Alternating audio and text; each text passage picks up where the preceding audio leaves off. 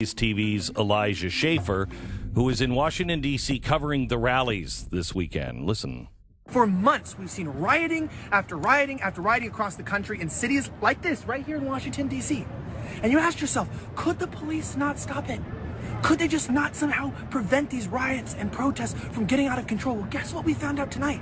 If you look right behind me, they have shut off every single road to traffic. Behind me, over to right behind me, there is line after line after line for blocks of police that have cordoned everybody off and suddenly brought peace within minutes to the streets of DC. So what you're telling me right now is that what we've witnessed over the last few months was not because cities couldn't control themselves, not because DC couldn't get under control. It's because they intentionally let the violence happen and they didn't use their tactics, skill, or force to prevent the madness. And tonight what you're seeing is the hypocrisy. We have Elijah Schaffer joining us now. Hello, Elijah. How are you? I'm doing all right, Glenn. Thanks for having me on. You bet. So, this is a democratically run city, run into the ground most of the time by Democrats. They couldn't stop the rioting. They had statues that were pulled down, attacked. And then this weekend, I was in Washington, D.C. as well. And I've never seen a place more locked down than this.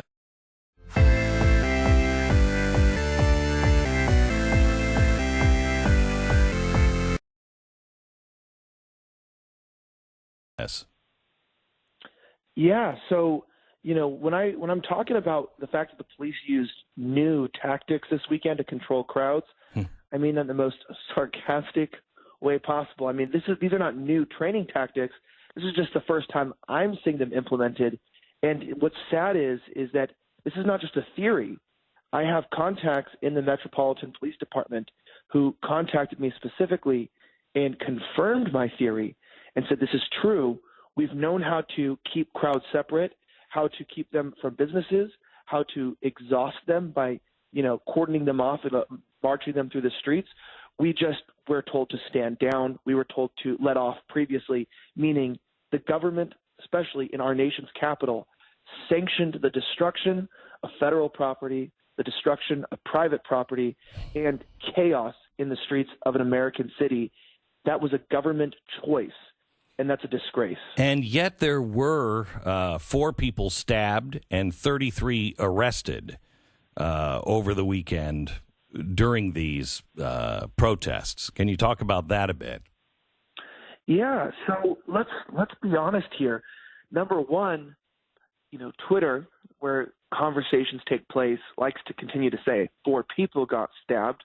Let's clarify, these were Trump supporters that were stabbed. They want to make it sound like Trump supporters walked around and stabbed a bunch of random people in the streets. Mm-hmm. On top of that, people continually are talking about how, people stabbed the Trump supporters in self-defense. And I go, we have a bunch of Kyle Rittenhouse fans out there on Twitter that I didn't know about, talking about the need to use weapons for self-defense in serious situations. It's fun to see that suddenly everyone wants the acquittal of Mr. Rittenhouse. I can't wait for them at the next trial.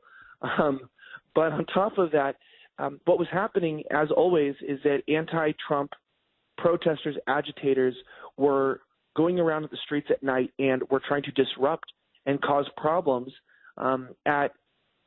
during the march of the Proud Boys and the people in the streets. And they were going around attacking people. Some of the Proud Boys fought back, and this individual pulled out a knife, stabbed one of the Proud Boys in the lung, popped the lung. They stabbed a few others. This was just a single altercation. Police broke it up within minutes. But that just shows you how volatile these situations can be, that even though police can gain control, it doesn't stop people from, being critically wounded. I do believe they are expected to survive, but I do know that they were in critical condition the last time that I checked, but they are being stabilized. So are you saying that the Proud Boys were not causing any problems themselves? They were attacked? Yeah, so look, this is what I want to bring up, and I want to clarify this to the American people. I'm not a Proud Boys apologist. By no means am I there to defend a certain group. I'm just there to document.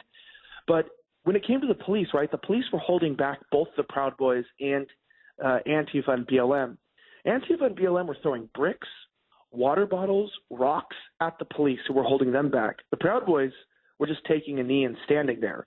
I watched officers get injured, one limp away. I saw an officer get hit to the ground by these objects. I mean, this shows you the difference in the sides. Not to mention, I do know the Proud Boys did want to fight, some of these Antifa and BLM members, but I can tell you that the primary agitators that night, Antifa was sending reconnaissance people on bikes with two-way radios, into the Proud Boys crowd. I mean, they were looking for a fight, and these were not just random, as they like to say online, frustrated black young men and women who just wanted civil rights were being targeted by white supremacists. These are white, young 20-somethings. Yes, these are radical anarchists, communists, people who have believe in extreme agendas that are looking to cause altercations because they know that not only will the police do nothing, but they know that the media is on their side. And guess what? They were right. Not only could they stab Trump supporters, but they could get away with it, and they could let the blame on the Trump supporters because the media has their side. Elijah, there was one video that made the rounds a lot, at least from the mainstream side, of seemingly a couple walking away, trying to get away from what was described as a group of Proud Boys members, and they were being sort of sucker punched. I mean, the video was pretty bad. Do you have any idea what that incident was about? Yeah, I think. Are you talking about the older couple? It's like a young, well, not young, but they were supposed to be like a Christian couple. If it's the video I'm thinking about, that was captured by Drew Hernandez. Is that what you're referring to? I'm not sure. This was one that was more touted by, it seemed like, the left and the mainstream media, saying that the Proud Boys were beating up a couple as they were trying to exit the area. Yeah. See, maybe I haven't seen that video, and I would be happy to see it. I can tell you this, I did see a few couples beat up by Antifa and BLM. I did see a lot of chaos and confusion. I would say that there's jerks probably on every side of the political battle, So if somebody did fight, I would condemn that. If the Proud Boys were attacking an old couple, I haven't seen that. But, those people should be held accountable. And if they committed a crime, they should be, charged or prosecuted for violence. But what I think is so interesting about the hypocrisy here, the left gets onto one video and they go, well, here's the video of this happening. And you go, well, want to see the dozen or more videos of the other side doing greater or worse things? Well, you're not going to get that. Listen to this Washington Post article.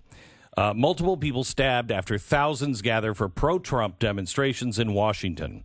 Thousands of maskless rally-goers who refuse to accept the results of the election turned downtown Washington into a falsehood-filled spectacle Saturday, 2 days before the Electoral College will make the president's loss official. In smaller numbers than the gathering last month, they roamed from the Capitol to the mall and back again, seeking inspiration from speakers who railed against the Supreme Court, Fox News, President-elect Joe Biden. The crowds cheered for recently pardoned former National Security Advisor Michael Flynn, marched with conspiracy theorist Alex Jones, and stood in awe of a flyover from what appeared to be Marine One. But at night, the scene became violent. At least 4 people were stabbed near Harry's Bar and 11th and F Street Northwest, a gathering point for the Proud Boys, a male chauvinist organization with ties to white nationalism. The victims were hospitalized and suffered possibly life-threatening injuries. D.C. fire spokesman Doug Buchanan said it was not immediately clear which groups the attackers or the injures might have been affiliated. The violence escalated after an evening of face-offs with counter-protesters that took place near Harry's, Black Lives Matter Plaza, Franklin Square, and other spots downtown. This is, is there any doubt who the bad guy is in this story?